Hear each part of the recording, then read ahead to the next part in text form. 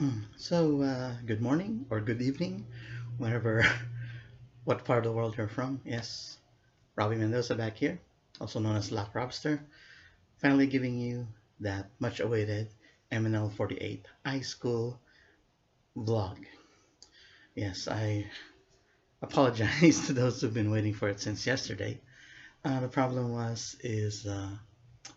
if you didn't know, I'm a volunteer Sunday school teacher, and I had to do the lesson plan or the actual lesson that I had to teach the students, my kid students, for Sunday school. Yeah, so I wasn't able to do it that Saturday night because I had to prepare for that. And then turns out Sunday, December 16, I turned a year older, so I couldn't do it. I couldn't do the vlog that night since we went out to dinner. Yeah, celebrating my birthday. So yeah, so I finally found time to do it uh, tonight. So and I realized I might not be able to do the whole iSchool review because I believe YouTube has like a 15-minute thing. So this might come in parts. So let's see how far I could go before I hit the 15-minute mark. Okay, so let's start with it. And as a matter of fact, I had some notes here in this notebook right here. So let's start with the official Lock Robster iSchool review. All right. Okay. So let's start with week 1, which is episodes 1 to 5, and the students are Shecky, Abby, Sella, Tin, Alice, Ella, Ash, and Gab. So I didn't know back then, but turns out these were the first top 8 of the Senbatsu that was voted back in, was it in April or May? Yeah. So looks like all the students that'll be coming in will be following the ranking that was done for the Senbatsu. So yeah, so these were the top 8 girls here. Okay, first off, I like to say, yeah, these girls are very pretty. Yes, and the most one that uh, struck me the most was Abby. Yes, she's very beautiful, I would say. And also, as the whole process went through the classes, she seems to, I call it, not all there maybe, or she's really kind of like doubting herself on what the answer should be. But she did give out what I call this, a funny line which sundin ang batas to Pilipinas. Yes, I speak Tagalog. No, I'm not gonna go through the whole thing in English in this vlog. So alam niyo na Filipino ako, nakintindi akong Tagalog, and I can speak Tagalog. So yeah, so that was funny na sinabi niya na sumunod sa batas ng Pilipinas, and that got her the nickname Batas as given to her by Alice in later episodes.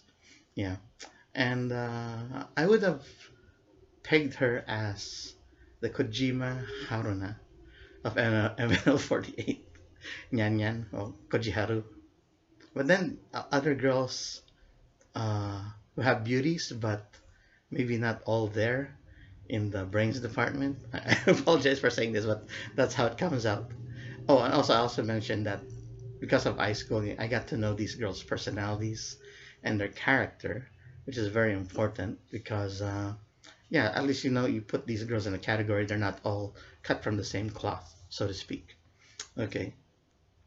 So Shaggy definitely, just to go to comparisons with the AKB 48 members, Shaggy is definitely Minami Takahashi, or Takamina for short, which is one of my favorite members in AKB 48. It's good in variety, good in singing and dancing, and she's short. Definitely Shaggy. Okay.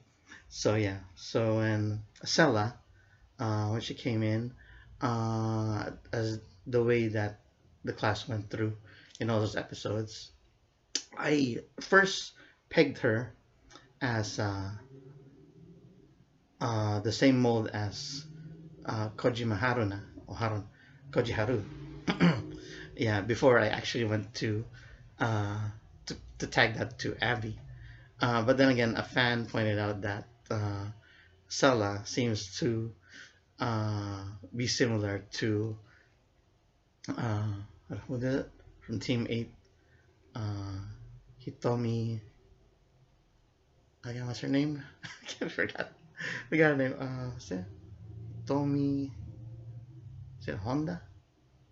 I forgot. Damn, forgot her name right now. Anyway, she's the girl on Team 8 because of the cheeks. So yeah, and I saw it. Oh, I'll just give her nickname, Hichan. There you go. Okay, so everyone would know that. So yeah, because of the cheeks, and they have similar, very big cheeks. So yeah, and yeah, who else? Oh yeah, and Alice. There you go, Alice. She definitely is like the mother hen of the group, since being the overall captain.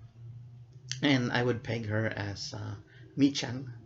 It is Minami Minigeshi, and I hope she doesn't fall the same bad luck as she did. But anyway, that's how I picked her, because Michan is almost the same character as her. Yeah, like that. So yeah, so Tin. I also like the way the first episode introduced the girls. They showed this graphic of like, I guess you would say their character traits, or what stands out. So yeah, Tin is, they're saying that she's like the dance queen of the group, and I could see that finally watching the music videos or the live performances of the group, and I could actually see that in Tin. Okay, and let's see here, who else am I? Oh yeah, Ella. Ella is also kind of like in the Kojiharu mold as well. She's beautiful, but not all there. As what she's saying, nalulutang siya. She's almost like floating. Well, maybe not a little floating, but her head is not focused in the class right now. Yeah. And then we have Ash. Ash is yes, also another pretty girl, very monera, and I also like her hairdo. And I believe I read that a fan mentioned that her hairstyle is like Achan's. What's her name? Maida Atsuko. Yeah. So, and when I look at it, yeah, she could fit that mold. Yeah. And then there's Gab. Yeah, and she has this kind of exotic look. There's a different vibe to her, very foreign. And then later I learned that she's a quarter Finnish from Finland. Her father was half Finnish and half Filipino. That's why quarter Finnish. Yeah, from the country of Finland. That's why her face is kind of like I said, exotic. Yeah, it's not very, not very local, Filipino wise. Yeah, so she has that essence of a very exotic person, of exotic beauty, I should say. Okay. So yeah, so going through the teachers, first two episodes we have teacher Anne, and ginayang sa pamilya nunal, lumilipat-lipat yung nunal, and the girls have enjoyment and all that. Oh yeah, and later on episodes 3 and 4 we have that teacher Angel, which is their dance coach. And yeah, and I like the way how she taught the class, in which you have to answer and you have to dance out your answer. Yeah, it gets the girls also, I guess, make them more comfortable in a way, more confident in dancing once you're participating in class recitation. So yeah, because as a teacher, a volunteer teacher in my Sunday school, I kind of look for qualities in other teachers, to see if what I could use, which qualities I could use for my class on Sunday. Maybe not the dancing part, but I appreciate and I applaud the teaching technique that they use to get these students interested, or the idols interested more in the subject at hand. Okay, so I don't have to go through the exam questions. I know you've already watched the episode, but yeah, they're funny. The answers. Uh, I think I read that Salah gives a lot of BS answers. Like she tries to make them funny. At least that's how it's appearing to be, because a lot of her answers in exams don't make sense. At least from what I remember in the first 5 episodes. So at season 5, there's elimination. Uh, was eliminated, and it's sad that Abby was eliminated, Ella was eliminated, and as well as Gab, who I believe was the most upset that she got eliminated from the group. But her time will come along the line, which I will review that particular week soon. Okay, so let's see what we have here. Okay, so let's now go on to week 2, and the new students include the 3 new transferees. Okay, is Gem, Sayaka, and Fate. Okay, I also like that the beginning of they showed that graphic again, and I think that's the last time they used that sort of graphic in introducing new students. I guess they did it to save time, but I wish they had continued to do that, because the information is important to know the characters of these girls. Okay, I noticed Sayaka. She looks like Anne Curtis, actually. First glance, that's the first thing that comes to mind when I saw her. She really looked like Anne Curtis, and the fact that she's half Japanese is a plus. And she really will help in the idol world, and someday, I'm not sure if. Oh yeah, she's a good candidate to be transferred to AKB48, since she does know the Japanese language, much like Reina Nozawa of JKT48 got transferred over there. And let's go with Fate. Fate. When I first saw her, she kind of has this similar vibe or look to Juri Takahashi, 9th generation AKB48 member. Yeah, because of the eyes, the way they look, it's almost similar to Juri, or whatever like that. Yeah. So yeah, and Gem, almost as I'm not sure if she's small, much like Sheki. And from what I've seen in the Senbatsu, she got chosen twice already, so she must be doing something right. And I'm surprised that she's a lawyer.